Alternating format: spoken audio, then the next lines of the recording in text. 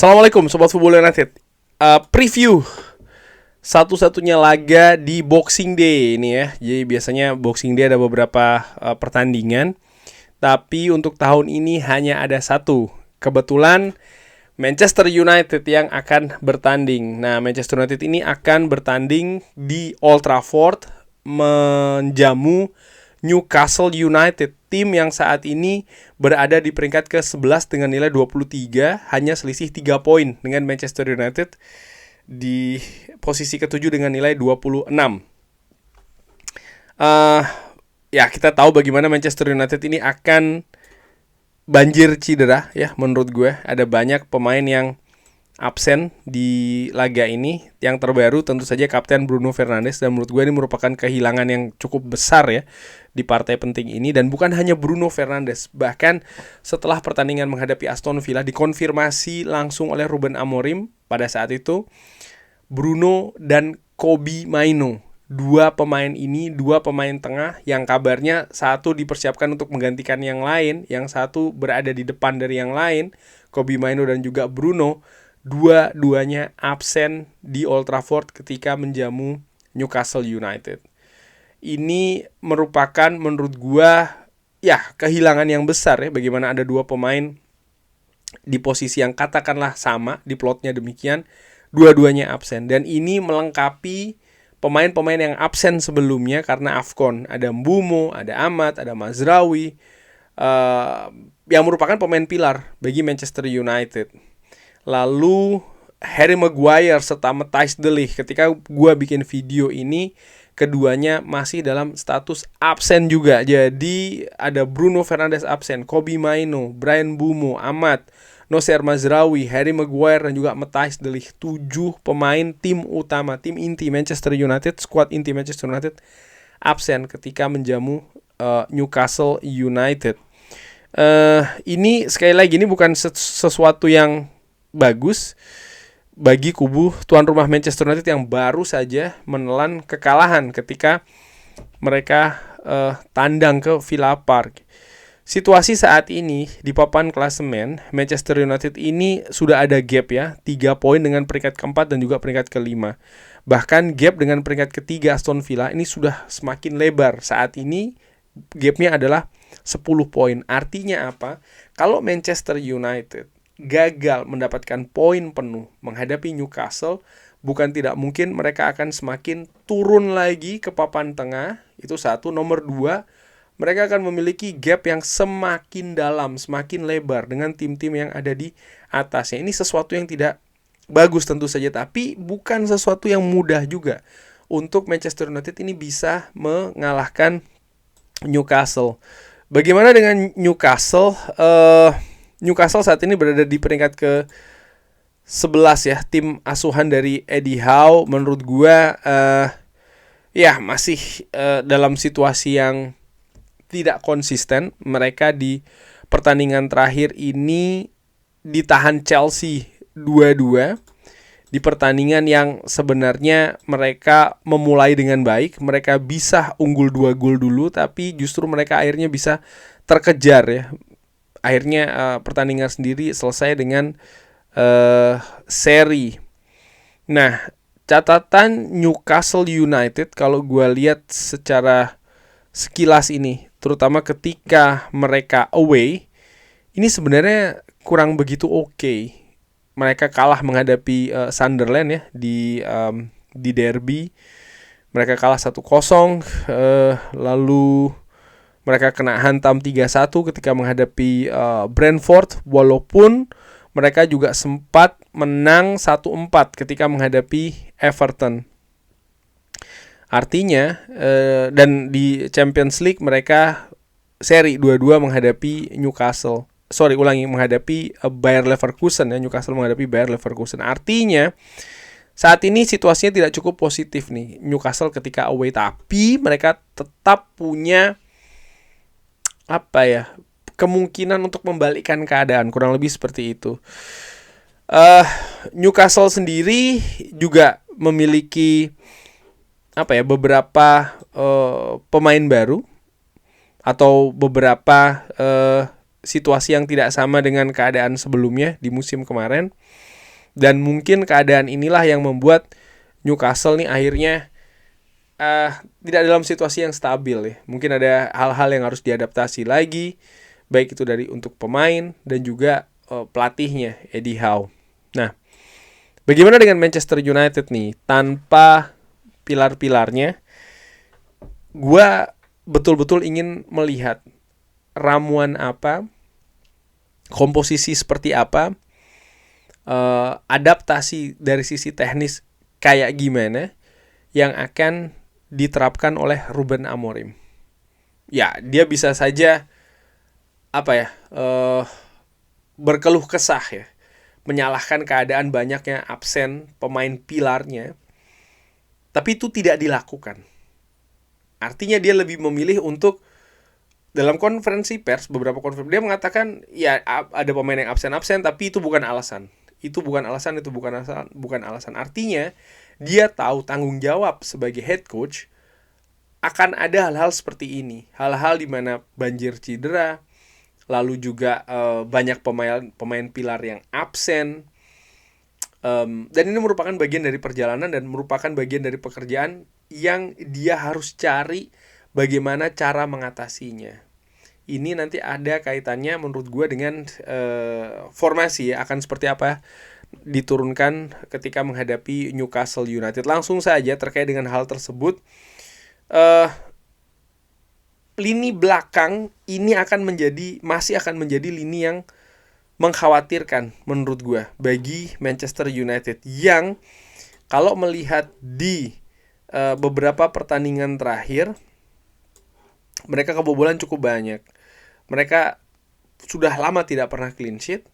Bahkan di 2 pertandingan terakhir menghadapi Bournemouth dan juga menghadapi Aston Villa, mereka sudah kebobolan 6 gol. Dan kalau melihat bahkan di pertandingan kandang terakhir menghadapi Bournemouth, mereka kebobolan 4 gol. Dan bukan hanya 4 gol saja, tapi bagaimana proses bisa kebobolan 4 gol. Menurut gue membuktikan, memperlihatkan jelas bahwa memang situasi kelemahan dari lini belakang Manchester United ini masih sangat terbuka lebar. Dan ini harus dicari solusinya dengan keadaan yang tidak mudah. Manchester United kemungkinan ya menurut gue masih akan mengandalkan 2 pemain belakang muda, Leny Yoro dan juga Eden Heaven. 2 gol Aston Villa, Leny Yoro. Walaupun bukan satu-satunya kesalahan itu ada di Leny Yoro, tapi dia memiliki peran yang besar menurut gue ya di 2 gol yang diciptakan oleh Aston Villa pada saat itu. Eden Heaven menurut gue masih tampil dengan inkonsistensi. Dan ini merupakan sebuah tanda tanya besar. Di sebelah kiri menurut gue Luke Shaw akan dimainkan lagi sebagai satu-satunya pemain senior di 3 center back. Bagaimana dengan Lisandro Martinez? Apakah dia akan mendapatkan menit bermain yang dari awal begitu ya? Well, sebenarnya ada kebutuhan menurut gue untuk hal tersebut. Karena melihat komposisi center back dari Manchester United misalnya ya, ataupun juga nanti kita bisa bergeser ke lini tengah. Tapi menurut gua masih terlalu beresiko kalau memainkan Lisandro Martinez dari awal. Yes, dia bermain 45 menit menggantikan Bruno Fernandes di pertandingan menghadapi Aston Villa. Tapi menurut gua menit itu secara gradual meningkat terus memang bagi seorang Lisandro Martinez, tapi untuk dia bertambah ya, ini masih agak mengkhawatirkan sih menurut gua. Bisa saja gua salah, bisa saja dia akan diturunkan sebagai starter. Tapi kalau gua lebih memilih untuk menyimpan dia dari bangku cadangan dulu dan dia ditampilkan dari bench ya untuk menambal kualitas. Bisa jadi kalau memang kualitas yang harus ditambal di tengah, dia bermain di tengah. Kalau kualitas yang harus ditambal di center back, dia bisa bermain di center back. Karena tidak banyak pemain Manchester United yang punya kapasitas seperti Lisandro Martinez, bisa bermain di 2 posisi yang berbeda. Dan gue berpikir kalau menurut gue lebih baik dia memulai dari bangku cadangan. Di samping itu tadi proses dari recovery. Untuk penjaga gawang jelas ya, Senne Lammers. Lalu 4 di tengah.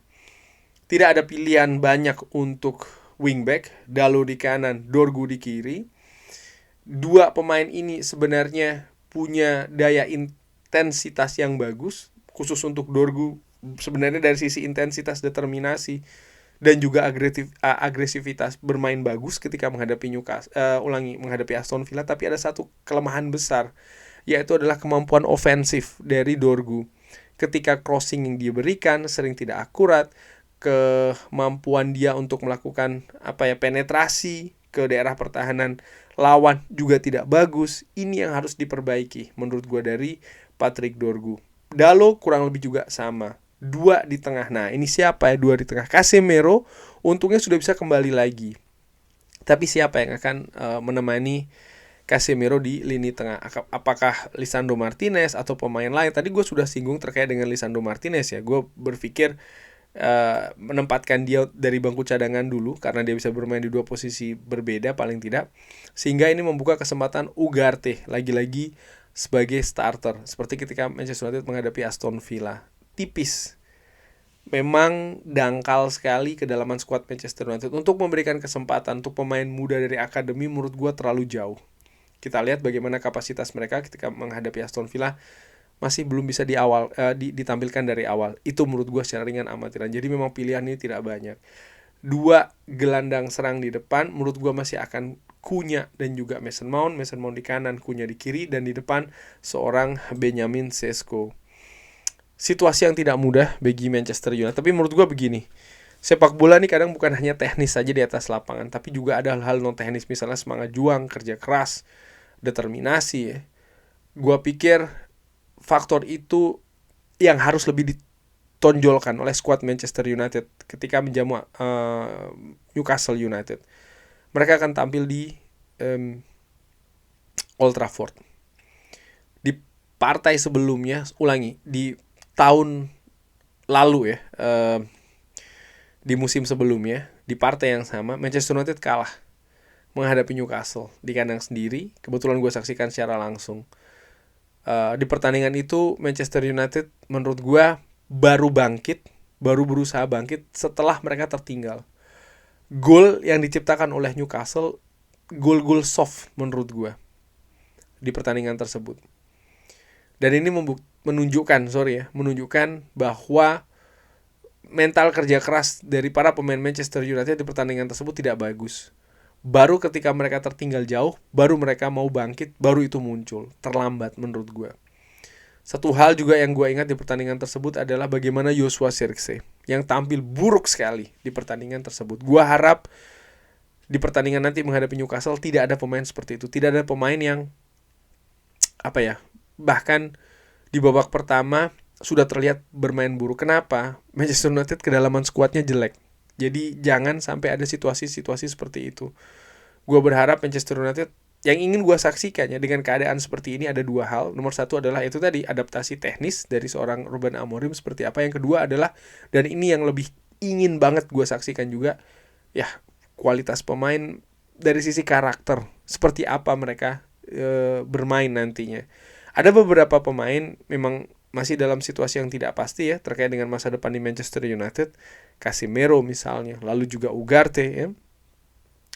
Tapi gue harapkan mereka bisa itu tadi justru tampil profesional. Mereka tahu apa itu arti bermain untuk Manchester United. Mereka kerahkan segalanya di atas lapangan. Karena kalau melihat Newcastle, mereka juga punya kualitas-kualitas yang sebenarnya harus sangat diwaspadai oleh Manchester United. Ada Sandro Tonali, ada Joelinton, ada Bruno Guimaraes, ada juga Nick Woltemade, penyerang berbahaya ya, dengan postur yang juga cukup akan memberikan tantangan bagi lini belakang Manchester United. Belum lagi ada juga tusukan-tusukan dari Anthony Gordon. Jadi ini bukan partai yang mudah, tapi ini partai yang terasa memang harus juga dimenangkan oleh Manchester United. Kurang lebih seperti itu. Bagaimana menurut Sobat Football United? Seperti biasa silakan drop di kolom komen.